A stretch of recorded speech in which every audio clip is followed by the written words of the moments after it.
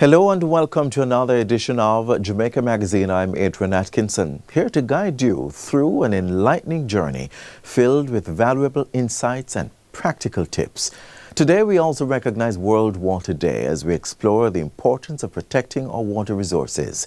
Stay with us for an informative and engaging show ahead.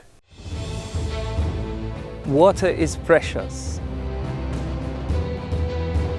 So we encourage everyone to practice the 4 R's of water conservation.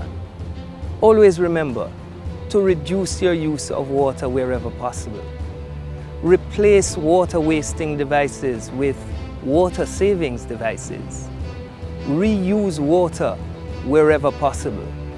And wherever leaks are found, please repair them and repair them quickly. Don't delay. Practice the 4 R's of water conservation today. Thanks for staying with us. We're about to examine the Ministry of Finance and the Public Services capital and recurrent expenditure for the upcoming fiscal year. Grab your calculator, notepad, and of course, your pencil. Let's see where this money is going. It is often said that a budget is a moral document, one that makes sure you spend on what truly matters. With that being said, the government has put forward a $1.26 trillion budget for the 2025-2026 fiscal year. It outlines recurrent expenditure of $1.197 trillion and capital spending of $62.59 billion.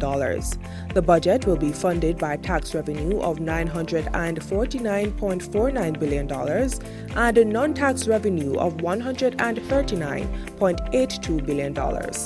This continued strength of our budget has been so despite a backdrop in fiscal year 24-25 of dry weather or drought, severe impact of Category 5 Hurricane Beryl, Tropical Storm Raphael, and rainfall.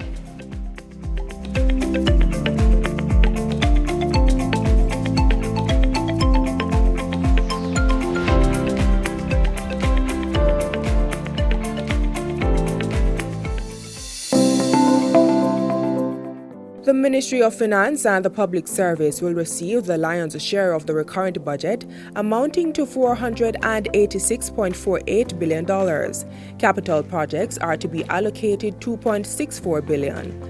As for debt-related payments, it has been reduced by a significant $159.4 billion for the fiscal year 2025-2026, with the government paying out $340 billion compared to $499 billion the previous year.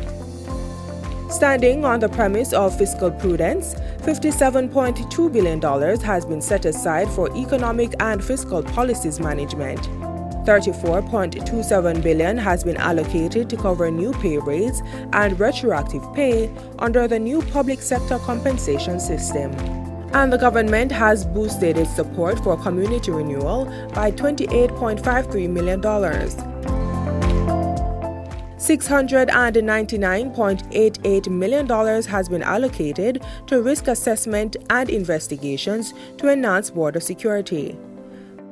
Meanwhile, the main agency tasked with border protection, the Jamaica Customs Agency, will generate $23.76 billion to deliver on its mandate. Critical operational support is being provided to Tax Administration Jamaica, the Revenue Protection Division, Accountant General's Department, and the Financial Investigations Division tasked with deterring money laundering and other financial crimes. $46 billion is earmarked for pension and other retirement benefits. The ministry's $2.64 billion capital budget is partially funded by the government, with additional support from the Adaptation Fund and the European Union. Of this, $2 billion is set aside as contingency provision to finance any new projects approved under the Public Investment Management System during the year. Efforts to strengthen climate resilience will continue. Approximately $249 million is dedicated to enhancing the resilience of the agricultural sector and coastal areas and other activities. The $234.4 million allocated to the Jamaican Path from Hills to Ocean project will finance watershed management, rehabilitation works at Castleton Botanical Gardens, procurement of automatic weather stations, and execute 5 farmer field schools, among other things. The final capital project is the construction of the Christiana Tax Office, with $73 million earmarked for its completion within the fiscal year. The 2025-2026 budget is more than numbers. It's a plan for growth, security, and resilience. With strategic investments and fiscal discipline, the works of the Ministry of Finance and the Public Service is building a stronger Jamaica for all.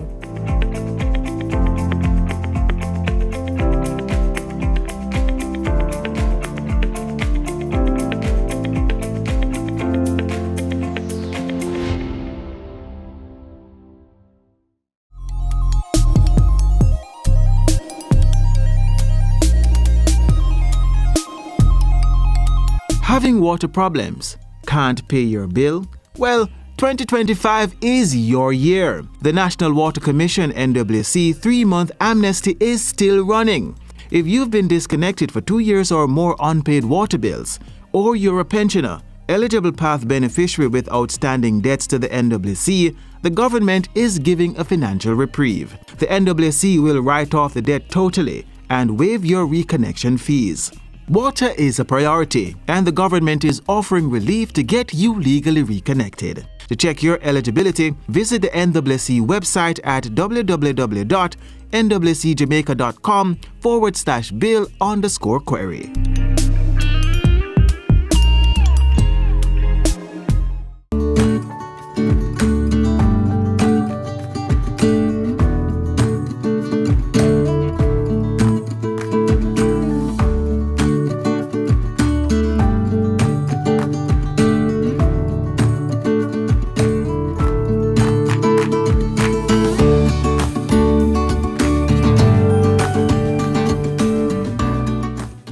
As the guardians of our natural resources, it is crucial to understand the importance of watersheds.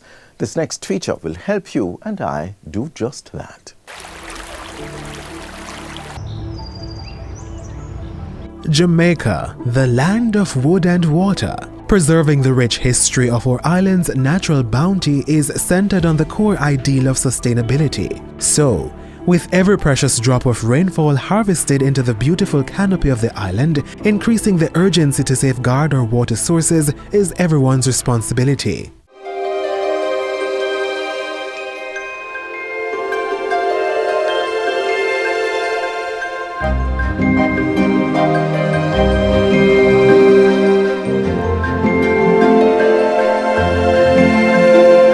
An area of land that allows for the drainage of rainwater into a common place like a pond or river is known as a watershed.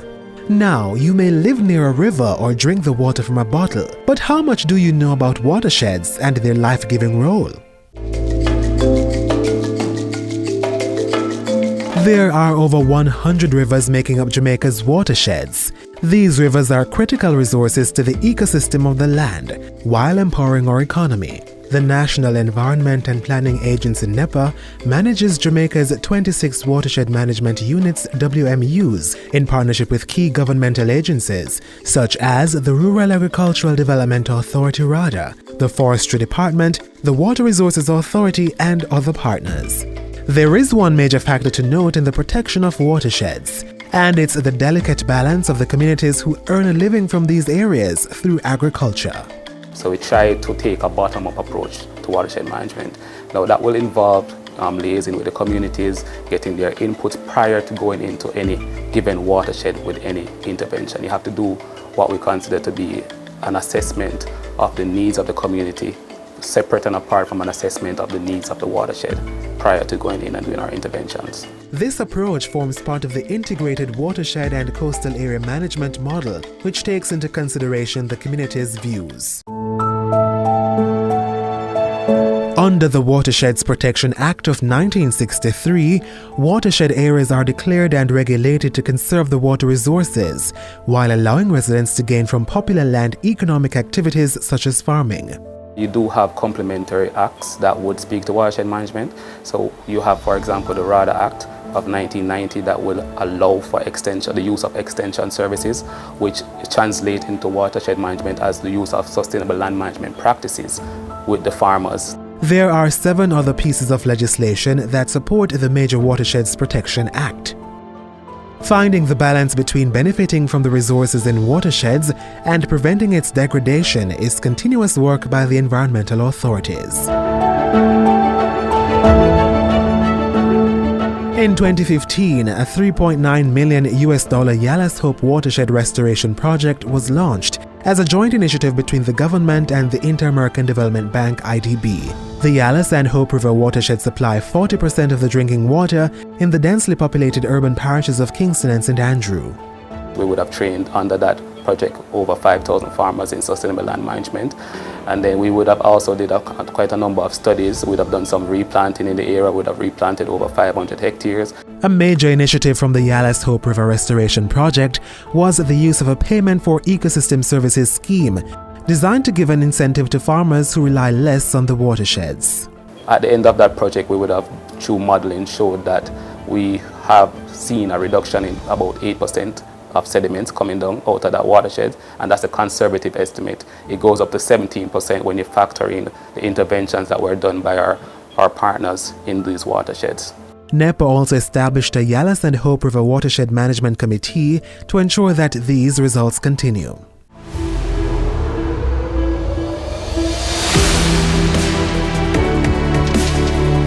Jamaica's international ranking as a strong and actions-based drive of environmental protection is steadily growing. A Jamaican Path from Hills to Ocean project is the latest initiative to restore 3 major watersheds across the island in the next 5 years.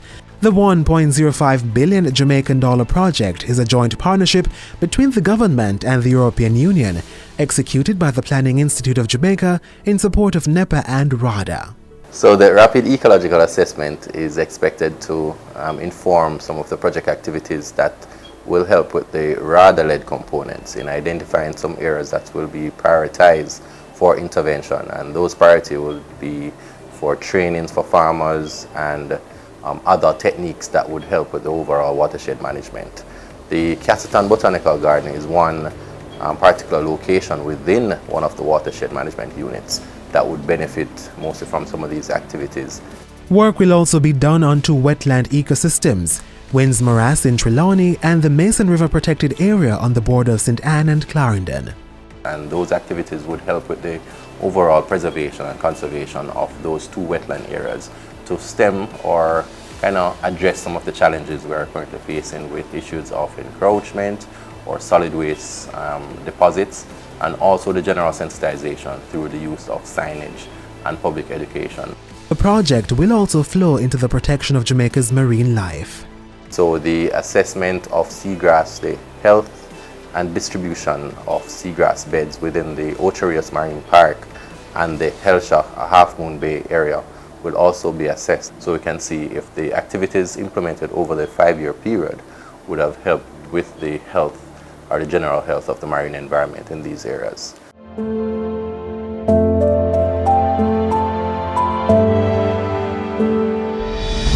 Don't waste water. Turn on your tap at half blast. Plant a tree. The more, the better. Do not litter. Proper waste disposal prevents your garbage from getting into our rivers and streams. Be environmentally friendly. Get involved and help protect the earth.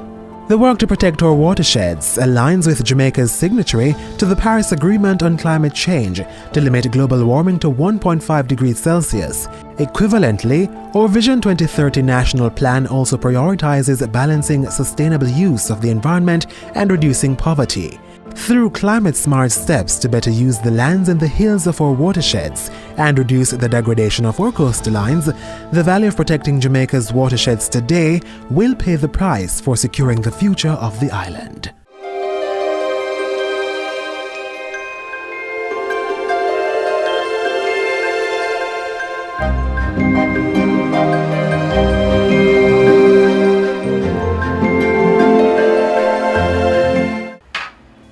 So Bonnie, you renew your road license yet? Babes, the road have me away. I can't even find time. but you know money have to make. Because see, I shall out them money the back for late fee and record fee when you sit down make your road license expire upon you.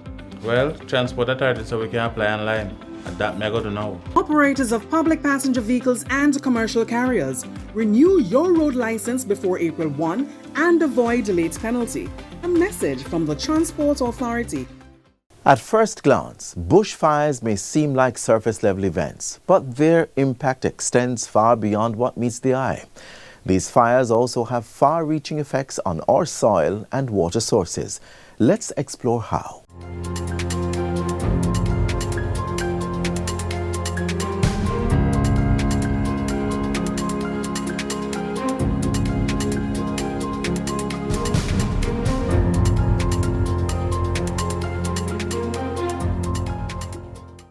Unplanned fires that burn in natural areas such as forests, grasslands and savannas are called bushfires.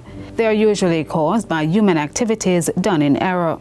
In Jamaica, individuals burning garbage or clearing fields, farmers burning land for replanting, and individuals throwing away lit cigarettes are all actions that can cause bushfires. Natural occurrences such as a lightning can also cause bushfires. This happens when lightning strikes and ignites dry trees and bushes. Bushfires can have deleterious or harmful effects on the natural environment. Managing Director of the Water Resources Authority, Peter Clark, wants citizens to pay keen attention to habits that can cause bushfires and be more proactive. One of the effects of bushfires is soil erosion. When burnt material from fires infiltrate the soil and form a waxy layer, this makes it difficult for water to infiltrate the ground during rainfall. Similarly, when the roots of plants burn, they can no longer hold soil particles in place.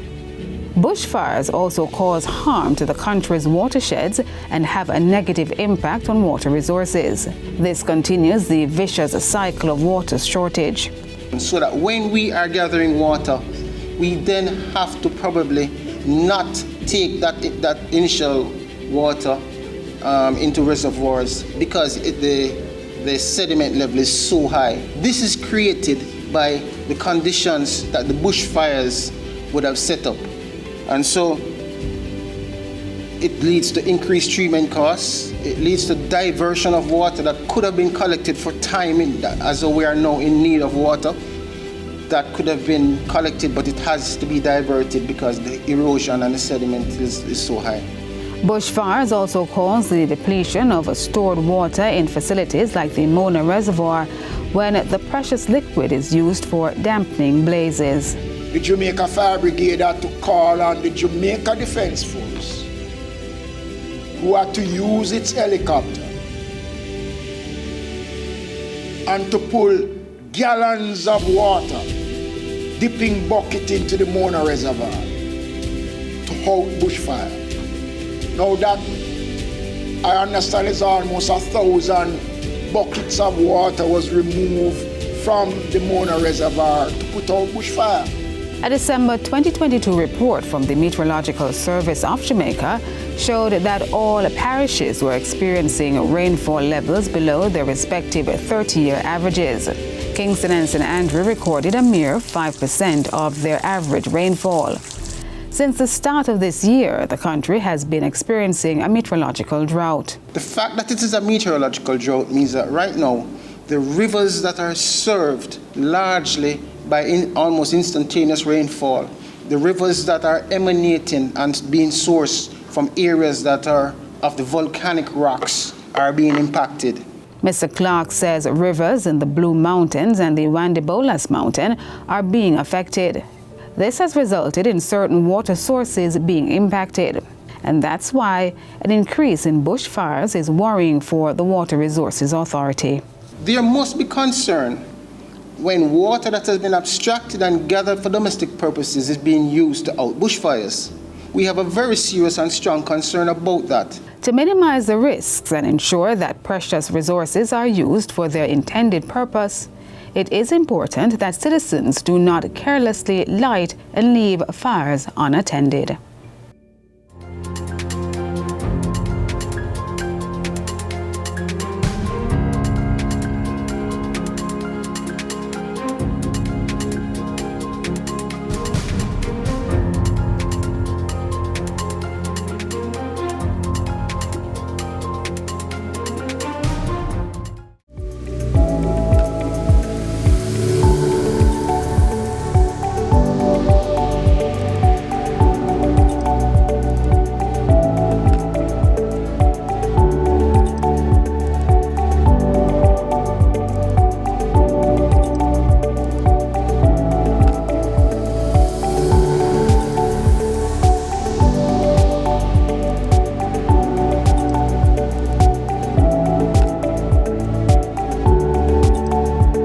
Washing your hands properly can help keep you and others safe. Remember to wash often, especially before eating or touching your face.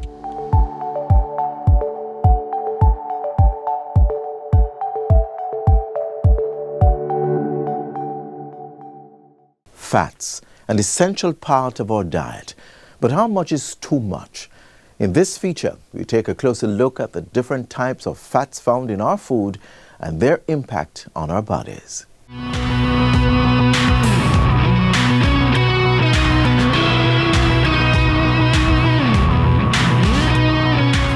The human brain is 60% fat.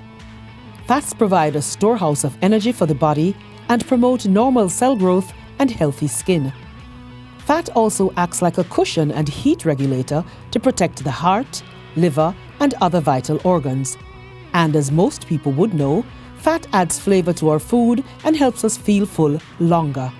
It is clear that having fat in our diet is beneficial in many ways, but too much or the wrong kind can be equally harmful. Fat is a source of essential fatty acids which help the body absorb vitamins A, D, and E. There are 3 types. Monounsaturated and polyunsaturated fatty acids are both considered good fats. The third, saturated fatty acid, is what we are often encouraged to avoid or lower our intake. So too, trans fat, which is created by a process called hydrogenation that makes the fat harder at room temperature to increase the shelf life. What is in our foods impact on the quality of our lives? The World Health Organization recommends that trans fat intake be limited to less than 1% of total energy intake, which translates to less than 2.2 grams per day with a 2,000 calorie diet. Studies have shown that saturated fat increases the amount of bad cholesterol or LDL in the blood and has no effect on the good cholesterol HDL. Trans fatty acids increase the amount of bad cholesterol in the blood and also reduce the amount of good cholesterol. Diets high in these bad fats are linked to obesity, heart disease, and other cardiovascular related problems. Trans fat also causes malformation of cell membranes and other cell structures in the body, leading to weak cell walls and abnormal cell function. They are not recognized by enzymes and can cause neural degeneration and diminished brain function. So why then is trans fat used? Well, taste and economics. Trans fat makes food stay fresh on the shelf longer and improves food texture and flavor stability. Based on a 2021 assessment of the fatty acids in commonly consumed foods in Jamaica, our intake is very high. If you look at confectionery, you see how high the percentages there, and it comes down in several of the other food products. Okay, this is just the percentage that have trans fat. Notice that the canned foods had none at all, or the beverages that we looked at had no trans fat. Okay? But this is just saying whether there was trans fat in the product. What we are even more interested in is which products had high levels of trans fat. In terms of the highest concentrations, more than 2% of fat as trans fat, we see the dairy products, and it goes down like that. And then when we now look at those that had the same products that had high saturated fat along with the trans fat, we see the figures here. The Ministry of Health and Wellness is looking to change this and encourage better food production and consumption practices.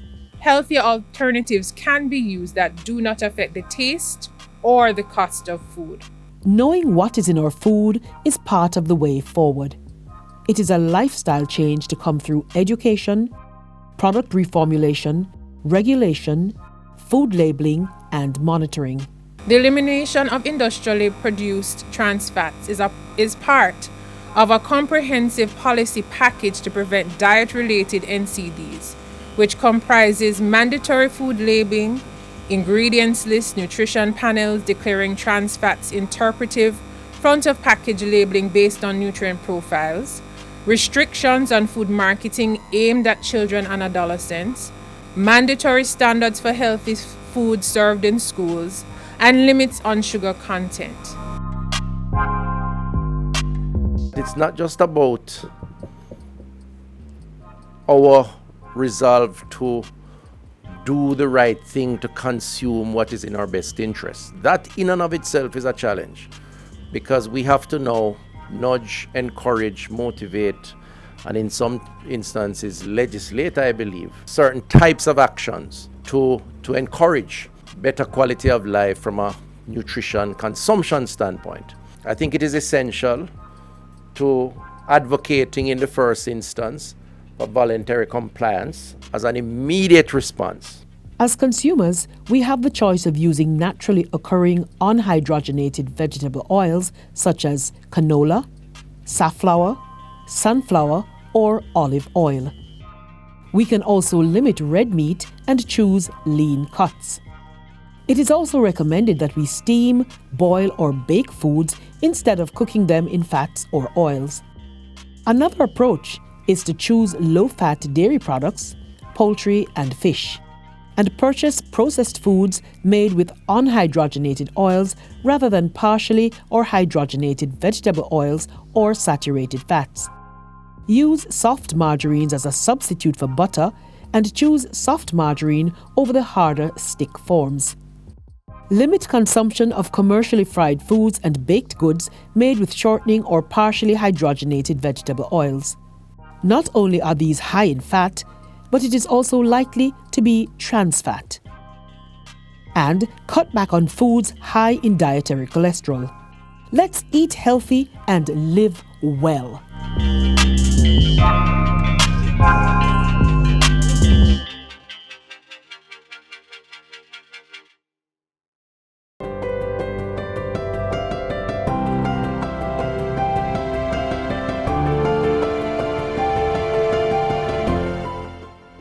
What a wonderful time to be a woman in Jamaica. So there's a lot for the young women here to look forward to aspire to. It is there. There is no escape from hard work. The thing is, none of us have gotten these positions because we're a woman. We are here because we work. We work. We know our work. We are committed to Jamaica. We are committed to full 24-hour days dedicated to Jamaica land we love.